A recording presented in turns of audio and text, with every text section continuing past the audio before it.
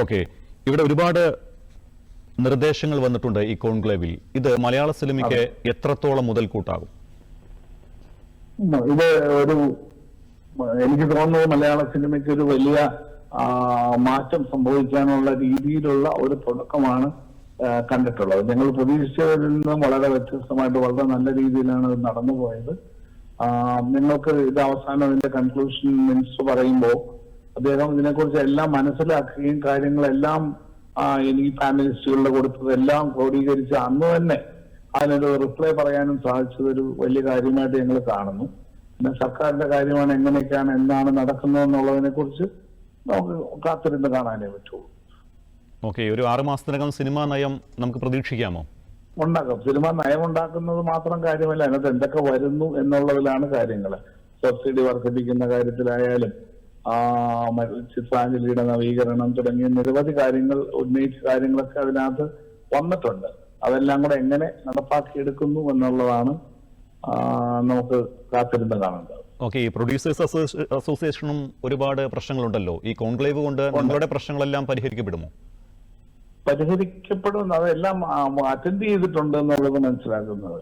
എല്ലാ കാര്യങ്ങളെ കുറിച്ചും പരാമർശിച്ചിട്ടാണ് പോയിരിക്കുന്നത്. അതെല്ലാം പരിഹരിക്കാൻ എല്ലാ കാര്യങ്ങളും ഇപ്പൊ നമുക്ക് പരിഹരിക്കുന്നു തോന്നുന്നില്ല. എങ്കിലും അതിനകത്ത് ഒട്ടുമുക്കാലും കാര്യങ്ങൾ അദ്ദേഹം മനസ്സിലാക്കുകയും വേണ്ടത് ചെയ്യുന്ന കാര്യങ്ങൾ, ഫിനാൻസ് മിനിസ്റ്ററുടെ വേണ്ട കാര്യങ്ങൾ അദ്ദേഹത്തിന്റെ സാന്നിധ്യത്തിൽ തന്നെ പറയുകയും മറ്റു കാര്യങ്ങളൊക്കെ ചെയ്തിട്ടുണ്ട്. അപ്പൊ ആശാവഹമാണ് കാര്യങ്ങൾ. ഞങ്ങൾക്കൊരു സന്തോഷമുള്ളതാണ്. ഇത് ഫൈനലി എങ്ങനെ വരുന്നു എന്ന് കാത്തിരുന്ന് കാണണ്ടേ. ഓക്കെ, ഈ പ്രൊഡ്യൂസേഴ്സ് അസോസിയേഷൻ എന്തൊക്കെ നിർദ്ദേശങ്ങളാണ് മുന്നോട്ട് വെച്ചത്? ഞങ്ങൾക്ക് എന്റർടൈൻമെന്റ് ടാക്സ്, GSTക്ക് പുറമെയുള്ള എന്റർടൈൻമെന്റ് ടാക്സ് ഒഴിവാക്കുക. പിന്നെ അതാണ് ഞങ്ങളുടെ ഒരു മെയിൻ ആവശ്യം. പിന്നെ ഏകജാലക സംവിധാനം നടപ്പാക്കുക, പെർമിഷനും മറ്റു കാര്യങ്ങൾക്കൊക്കെ. പിന്നെ ഫോറസ്റ്റ് തുടങ്ങിയ സാധനങ്ങൾക്കൊക്കെ ഗവൺമെന്റ് സ്ഥാപനങ്ങൾ ഷൂട്ട് ചെയ്യുന്നതിനുള്ള വാടക കുറച്ച് തരിക. ഇങ്ങനെയൊക്കെയുള്ളതാണ് ഞങ്ങളുടെ ആവശ്യങ്ങൾ.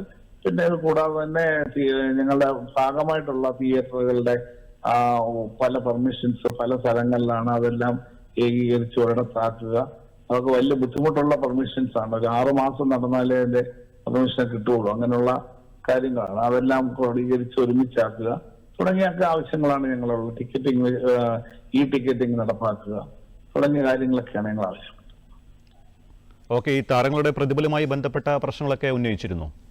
അത് സർക്കാരിന് ഇടപെടുന്ന കാര്യങ്ങളല്ല. പക്ഷേ അത് പലരും പറഞ്ഞ കൂട്ടത്തിൽ പറഞ്ഞു പോയി എന്നുള്ളതാണ്. എങ്കിലും സർക്കാർ അതിനെക്കുറിച്ചും പരാമർശിച്ചു. അത് കുറയ്ക്കണം, അവർ വേണ്ടത് ചെയ്യണമെന്നൊക്കെ ആവശ്യപ്പെട്ടുണ്ട്. അത് അതിൽ വരുന്ന ഗവൺമെന്റിന്റെ കയ്യിലോ അല്ലെങ്കിൽ അവരുടെ കയ്യിൽ വരുന്ന സാധനമല്ല. ഒരാളിന്റെ വേതന അയാൾ തന്നെ ഫിക്സ് ചെയ്യുന്ന ആൾ. അത് കൊടുക്കാൻ നമ്മൾ തയ്യാറാകുന്നതുകൊണ്ടാണല്ലോ അവർ വാങ്ങിക്കുന്നത്. ഞങ്ങൾ കൊടുക്കുന്നില്ല എന്ന് പറഞ്ഞാൽ പറ്റില്ലല്ലോ, അവർ ചെയ്യില്ലല്ലോ. അതാണ് അത് ഇൻഡിവിജ്വലായിട്ട് കൈകാര്യം ചെയ്യേണ്ട കാര്യങ്ങളാണ്. എന്തായാലും ഇതിന്റെ സിനിമയുടെ മൊത്തത്തിലുള്ള കാര്യങ്ങളുടെ പോക്കിനെ പറ്റി പറയുമ്പോൾ അതുകൂടെ പരാമർശിച്ചു പോയെന്നുള്ളത്.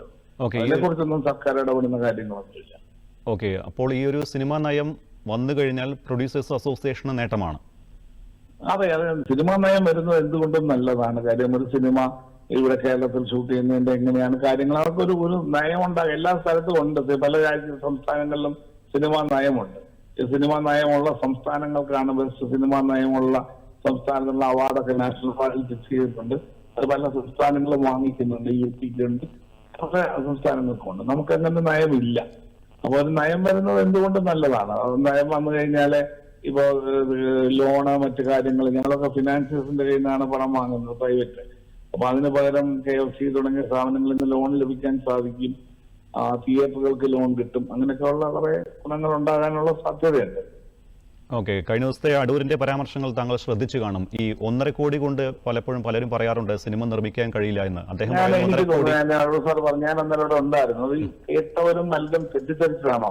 അദ്ദേഹം പറഞ്ഞത് നല്ല സിനിമകൾ ഉണ്ടാകണം. ഗവൺമെന്റ് കൊടുക്കുന്ന പൈസ കൊടുത്ത് ഒരു കൊമേഴ്സ്യൽ സിനിമ ഉണ്ടാക്കത്തക്കവണ്ണമുള്ള പൈസയാണ് ഗവൺമെന്റ് കൊടുക്കുന്നത്. ആ പൈസ എടുത്ത് കൊമേഴ്സ്യൽ സിനിമ ഉണ്ടാക്കാതെ നല്ല സിനിമകൾ ഉണ്ടാകണം. ജനം നല്ല സിനിമകളുടെ ഒരു വ്യക്താവാണ്. നല്ല സിനിമകളൂടെ വേണം. ഞങ്ങളൊക്കെ ചെയ്യുന്ന കൊമേഴ്സ്യൽ സിനിമയാണ്. അങ്ങനത്തെ അല്ലാത്ത സിനിമകൾ ഞാൻ ഇഷ്ടപ്പെടുന്ന ആളാണ്. ഞാൻ അങ്ങനത്തെ സിനിമ ചെയ്തിട്ടുമുണ്ട്.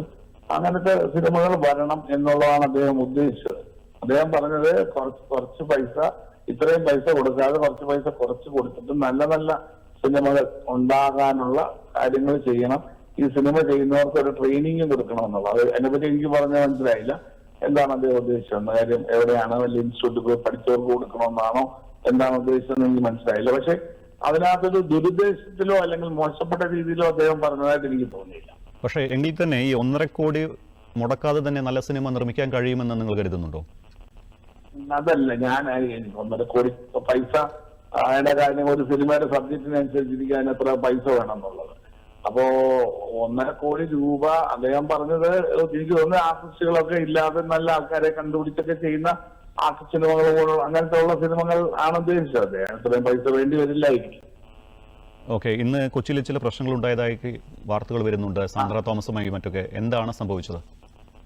പ്രശ്നങ്ങളല്ല, ഞങ്ങളുടെ നോമിനേഷൻ ഇതായിരുന്നു. അതിനകത്ത് ഒരു സ്ത്രീ അവര് സാന്ദ്ര തോമസ് വന്ന് അവര് നോമിനേഷൻ കൊടുത്തിരുന്നു. അവര് അതിന് അർഹത ഉള്ള ആളല്ല എന്ന് ഞങ്ങൾക്കറിയാമെങ്കിൽ അതിന്റെ ഭരണാധികാരിയാണ് അത് തീരുമാനിക്കേണ്ടത്. അദ്ദേഹം അത് പറഞ്ഞപ്പോൾ അവര് സ്വാഭാവികമായിട്ട് അവർ കുറെ കാലമായി ബഹളം ഉണ്ടാക്കുകയും അനാവശ്യ കാര്യങ്ങൾ പറഞ്ഞു നടക്കുകയും ചെയ്യുന്ന ഒരു ആളാണ്.